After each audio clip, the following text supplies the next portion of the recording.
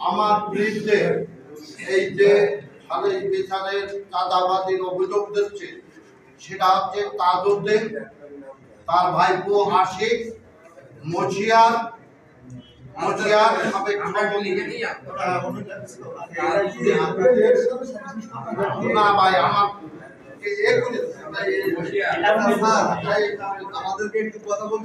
বলেন ভাই, আপনি শেষ করে দিন, আপনি বলেন।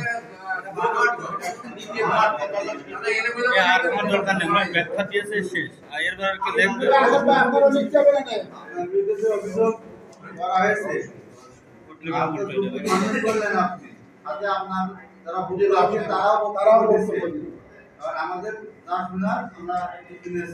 শেষ করতে পারে।